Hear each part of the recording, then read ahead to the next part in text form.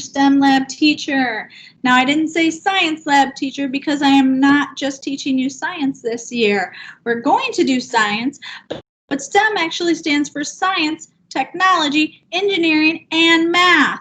So the activities that we're going to do together, the inquiries, the experiments, the hands-on scientific training, it's going to include all four of those things. Sometimes we're going to integrate technology, sometimes we're going to do engineering. It will always include math. So I don't want you to think we're just doing science in here, but science itself includes all of those things. I wanted to give you some background information on sort of the way that the STEM lab experience is going to be organized. So I want to go over the 4 C's in STEM. Okay, they are creativity, communication, critical thinking, and collaboration.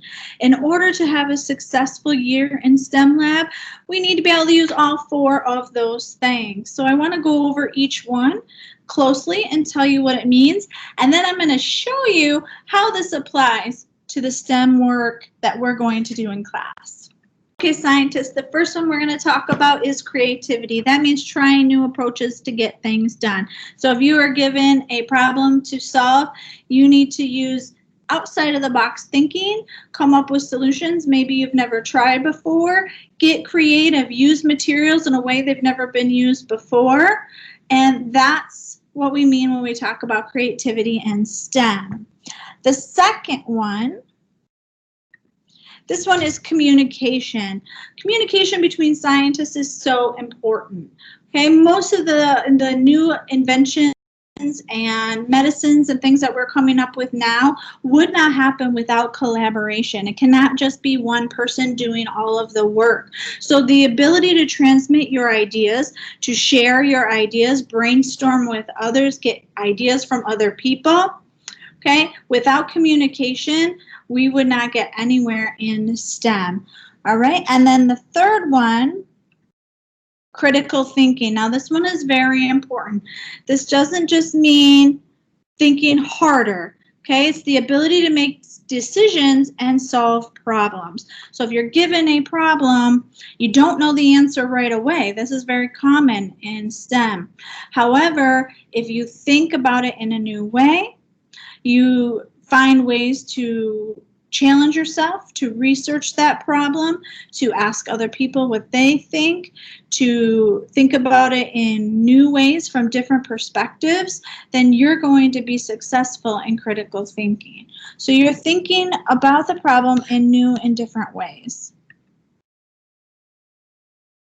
The last one is collaboration. Okay, this goes along with communication. When you communicate your thoughts with others and then you listen to other people's thoughts, other scientists' thoughts about what they think, that's the ability to work with others. Then you are collaborating. Another very important part of STEM. We need that collaboration in order to build on each other's ideas. Okay, when you ever heard the saying, 2 heads are better than 1? It is very true. If you've ever had a problem to solve, you probably went and talked to someone else about it, and they gave you things to think about that you never thought about it before, and you figured out how to solve your problem. Okay, scientists, that's the 4 C's in STEM: creativity, communication, critical thinking, and collaboration. Now, I want to take you on a little trip so that you can see what real scientists do and how they integrate these 4 C's into their actual jobs. This isn't just something that I made up to use in the STEM lab, okay? These are what real scientists do. So let's take a little trip. And if we're going to go on a trip, we've got to go to the airport. And what do you take with you to the airport? I know if I'm going on a trip, I need to pack a bag. Here's my bag. And for the trip that we're taking, we have some very specific items that we want to take, and maybe you can figure out where I'm going with these items. Okay, the first thing I need is a hard hat. And on top of the hard hat, I also am going to need some safety glasses and a safety vest. So I'm putting these things into my bag. Okay? And then I also have another hat. Oh, hold on. I have another hat that I'm going to take on this trip. Interesting. I'm going to put that hat in my bag. I think I'm going to need an umbrella on this trip. So here's my umbrella. That's going in the bag. Goggles. What can I be using goggles for? That's going in the bag. And what are these? Binoculars. I need binoculars. Different scientists use different tools all the time. So those are the things I'm putting in my bag. And we are ready for our trip. Let's see where we're headed first.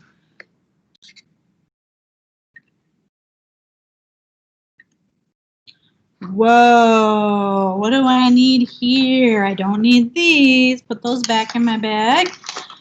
We're in the ocean. So I'm going to put on my goggles.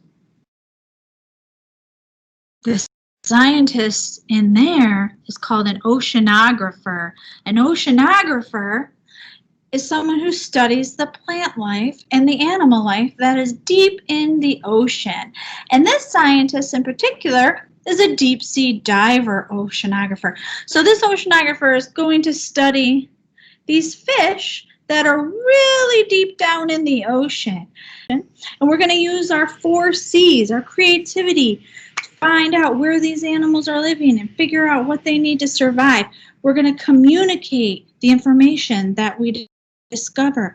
We're going to use critical thinking because it's very dangerous down there. See these bright lights they have to use?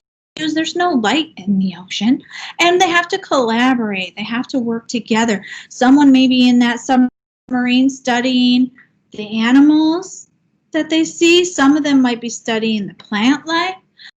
Okay, someone may be driving the submarine. So a lot of collaboration that it takes in order to be an oceanographer. So if you love animals in the ocean, an oceanographer would be a perfect job for you. And then, guess what? Oh, time to go. We gotta get back on the plane. Put my goggles away. Let's see where we're going next. Very exciting. The next stop. Look where we are. Oh, look at the baby elephants. A wildlife biologist. These African elephants. We're in Kenya. Look how cool. This is called the savannah. And these African elephants are being hunted for their tusks. So there are people in Africa, in Kenya, and all over trying to protect these species of elephants. So we need to be wildlife biologists. And we're going to go into the savannah. We're going to look for poachers. And we're going to help protect these elephants. We can't do it alone. We need to collaborate. We need to work with other scientists and people that are familiar with this area. We need to communicate on what these elephants need in order to survive. And we might have to get creative when we're trying to come up with ways to stop the poachers. Definitely takes critical thinking as well. So all 4 of those C's, again, very important when it comes to looking for the poachers. Now, wildlife biologist, time to get back on the plane and go to our next stop. I'm going to put those tools away. Where are we going next? We got 2 more stops. The next one is San Francisco. Anybody ever been to San Francisco, California? I have. This is the Golden Gate Bridge in San Francisco. Very cool. Now, the reason I'm showing you this bridge is because civil engineers are the types of scientists that design and build these bridges. They make sure that they're strong enough to hold all those cars and those people going across. They're going to be safe. They're going to last a long time. So we need to be helping our civil engineers. So I'm going to put on my hard hat. I'm going to put on my glasses. Oh my goodness. Might need a safety vest so that people that are driving by can see me at work. All right. So if you see someone like this or a bridge, They could be a civil engineer. They could be taking measurements. They could be communicating with the city planners on where to put the bridge. They could be thinking critically about what design of the bridge is going to hold the most weight and last the longest time. This is a suspension bridge. See how the bridge is held up with these cables? Okay. They need to use their creativity to make sure that the bridge is still something nice to look at. Okay, you see that? Civil engineer. So if you like planning, designing, building bridges, civil engineer using the 4 C's of STEM would be an amazing job for you. We have one more stop. All right, we need to head back to the airport. Woo! I'm having fun trying out all these new scientist jobs. We got one left.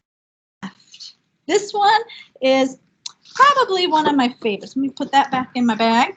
I'm going to get my luggage. I have one item that I'm going to need for this next stop. Remember that umbrella that we packed? We're going to go somewhere where it is very rainy. Let's see where we're headed. Let's get off this plane. We are in Kansas. Has anybody ever been to the Midwest, to Kansas? If you have, you know that it has a nickname called Tornado Alley. And people who study tornadoes and all weather in general are called meteorologists. Meteorologists are one of my favorite scientists because they have so much that they can study. And the people that study tornadoes, their nickname is the storm chasers. And if you want to be a storm chaser, you have to be really brave, and you also have to be very creative, and you have to use your critical thinking, because you know what? A tornado can go any direction that it wants to, and you have to have the ability to predict where the tornadoes are going. You have to communicate with the people that are watching the satellites. You need to collaborate with other storm chasers and get their ideas, because not everybody knows where a tornado is going to go. And the reason we have storm chasers, because tornadoes are very dangerous, and they help warn people that are in the path of the tornado. So they use their creativity, they use their collaboration, their critical thinking, and then they communicate their ideas, and it helps save lives. So that is a very important job. So if you like storms or weather in general, a meteorologist would be an excellent scientist job for you. Here, our scientists, our meteorologists study hurricanes a lot of the time because it's much more common in Florida. All right, so we are going to head back to the airport. Our trip is over. We're headed home, but that's okay because I need to get back to the lab. We have a lot of work to do in the STEM lab, so I hope you'll join me soon. We can practice using those 4 C's that we've been talking about. And we're going to have a lot of fun together this year. So get your luggage, get back in school, and I will see you in the STEM lab.